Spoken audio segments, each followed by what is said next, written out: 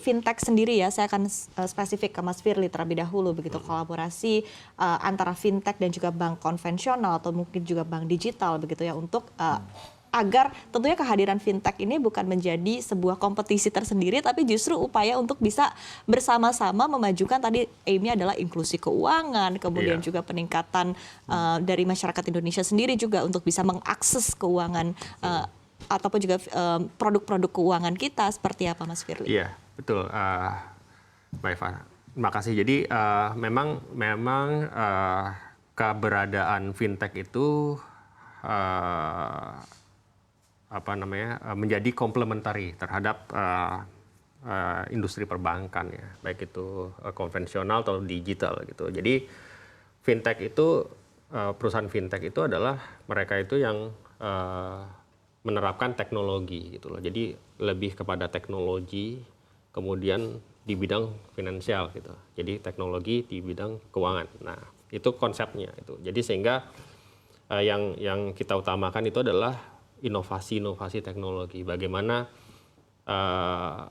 kita memberikan suatu solusi itu untuk memudahkan masyarakat dalam bertransaksi di keuangan. Itu konsepnya gitu. Jadi banyak sebenarnya para anggota kami ini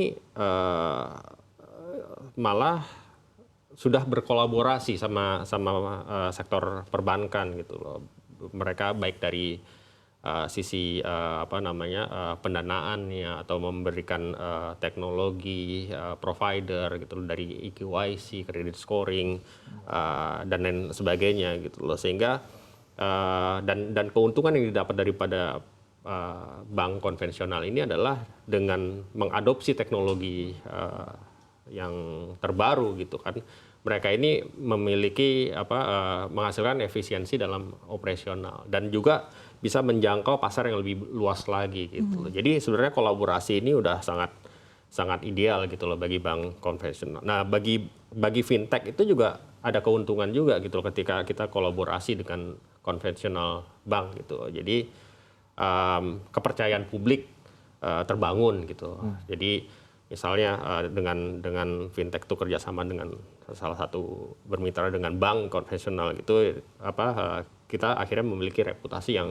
yang baik gitu. Dan fintech ini juga dapat mendapatkan akses kepada nasabah si bank tertentu gitu loh. Jadi ini sangat positif gitu loh kolaborasinya. Nah, bagi konsumen juga yang saya sebutkan tadi gitu. Jadi layanan yang diberikan kepada atau yang diterima oleh konsumen itu jadi lebih baik, itu lebih mudah itu dalam hal bertransaksi di keuangan, di sektor keuangan gitu loh. Dan bagi konsumen juga banyak alternatif produk lainnya gitu yang lebih inovatif gitu. Jadi sehingga lebih menarik gitu loh. Dan juga mungkin bagi teman-teman pengusaha muda juga, kita fintech ini sebenarnya ada seperti kayak misalnya peer to peer lending itu, kita memberikan akses pendanaan kepada mereka yang belum memiliki track record baik di bank gitu loh. Jadi kita berikan kemudahan itu gitu loh bagi mereka yang mungkin belum ada track record tapi memiliki potensi pendapatan yang baik gitu loh, sehingga kita beranilah untuk terjun memberikan permodalan. Nah, ketika bisnis itu terjadi, transaksi terjadi, terus kemudian pembayaran itu bagus kepada fintech, nah itu juga nanti akan ada peralihan gitu loh. Jadi bank konvensional mungkin bisa masuk ke situ karena udah memiliki track record yang lebih jelas gitu loh. Jadi dan itu udah bukan ranahnya fintech lagi misalnya gitu. Jadi sehingga itu udah bank yang lebih cocok untuk pendanaannya, karena si pengusaha itu mencari mungkin suku bunga yang lebih rendah dan sebagainya gitu loh. Dan fintech ini juga memang fokus terhadap apa namanya market-market yang unbankable gitu atau underbank gitu istilahnya kayak gitu. Baik, malah justru bersinergi ya, dan tadi juga sama-sama open begitu, artinya dari bank juga, dari perbankan juga open begitu bekerja sama dengan fintech, dari fintech juga merasa terbantu ya dengan kerjasama ataupun juga kolaborasi yang dirasakan begitu ya. Iya, apalagi misalnya bukan hanya bank konvensional, bank umum aja gitu loh, kayak BPR di daerah itu juga sangat terbantu karena mereka itu memiliki keterbatasan dana untuk memiliki teknologi dalam hal perbankan gitu loh. Nah, fintech ini justru akan membantu dari sisi teknologi untuk bisa merich ke konsumen. Betul. Begitu ya. Baik, menarik sekali begitu, dan tadi juga sempat di point out juga ya, ini kehadiran fintech juga bisa membantu sebetulnya dari dunia usaha, khususnya juga dari pengusaha muda begitu dalam sisi pendanaan. Tapi overall berkaitan dengan tantangan dari sisi pendanaan yang dirasakan oleh para pengusaha muda, kemudian juga mungkin bisa dikaitkan ya dengan kehadiran fintech juga seperti apa sih Mas Rama? Ini setuju banget apa yang diobrolin Mas Firly tadi ya. Mungkin saya meng-highlight sedikit kenapa hal ini terjadi kan. Sebenarnya kan secara makro itu kan Fed rate lagi naikin suku bunganya untuk nahan inflasinya di Amerika kan. Dan dengan dinaikin Fed rate pasti kan BI rate juga ikut naik kan. Which is semua bank interestnya jadi naik gitu. Nah, konteksnya kan sebenarnya itu kan. Jadi kenapa teman-teman pengusaha sekarang nggak concern sebenarnya dari perbankan sendiri. Nah, hadirnya fintech dan yang lainnya ya, maksud saya itu menjadi option yang banyak. Jadi sebenarnya semenjak pasca pandemi kemarin, dengan terjadinya pandemi kemarin dan ada krisis seperti ini juga ya, maksudnya ada pelemahan seperti ini, banyak teman-teman pengusaha itu mempenetrasikan pendanaannya selain bank itu sekarang opsinya jadi lebih banyak gitu. Nah, di HIPMI Jaya sendiri tuh memang kita membuka ruang sih. Ini sebenarnya HIPMI Jaya lumayan sangat powerful ya. Platform yang sangat powerful untuk actually ngebuka ruang ke teman-teman HIPMI Jaya yang butuh pendanaan itu nggak cuma perbankan.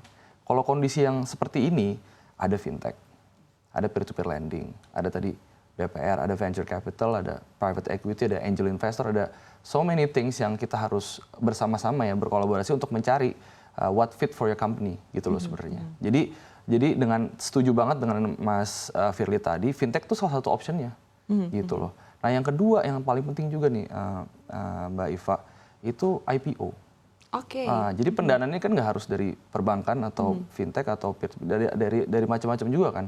Sekarang pemerintah juga sudah melakukan concrete action menurut saya, mempermudah teman-teman pengusaha yang tadinya listing di bursa efek ini mustahil jadi dekat sekarang gitu dengan adanya papan akseleran segala macam. Jadi pencari pendanaan yang masuk IPO ini menurut saya jadi dekat gitu loh. Jadi menurut saya itu sangat bagus juga gitu, dan saya sebut salah dua lah anggota HIPMI Jaya yang sudah mencari option-option lain tuh selain perbankan ya. Salah satunya tuh Amarta Microfinance.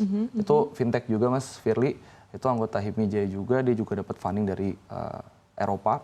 Dan juga teman-teman dari USS yang bergerak di bidang lifestyle itu juga mostly investing dari dapat investment dari Jepang. Jadi kan mereka nggak perbankan kan. Dan juga salah satu anggota HIPMI juga yang emitennya bernama Meja. Itu juga baru listing di papan akseleran di Bursa Efek Indonesia. Jadi semenjak pasca COVID-19, teknologi evolving. Kita semua beradaptasi sama itu, dan sekarang kita kena dampak eksternal nih. Serupa sebenarnya. Nah, teman-teman pengusaha muda itu sekarang justru malah banyak sekali optionnya gitu. Tapi sedikit saya saran untuk pemerintah, Mbak Iva, gimana caranya, ini kan kalau dolar menguat ini kan sebenarnya kan jadi kan nggak interesting teman-teman orang investor asing ini untuk invest di Indonesia sebenarnya gitu kan. Nah, saran saya sih sebenarnya tolong pemerintah tetap dikencangkan inovasi terhadap pasar keuangan di Indonesia agar capital inflow yang masuk tuh signifikan. Jadi investor asing yang masuk ke di pasar keuangan Indonesia punya banyak option juga nih. Kita tadi mulai dari instrumen keuangan itu nggak cuma itu aja. Jadi orang tuh menarik, dan ini bisa dua hal. Bisa investor asing masuk karena menarik terhadap produk-produk instrumen keuangannya, dan juga para pengusaha muda ini juga sekarang banyak sekali yang masuk ke pasar modal sekarang.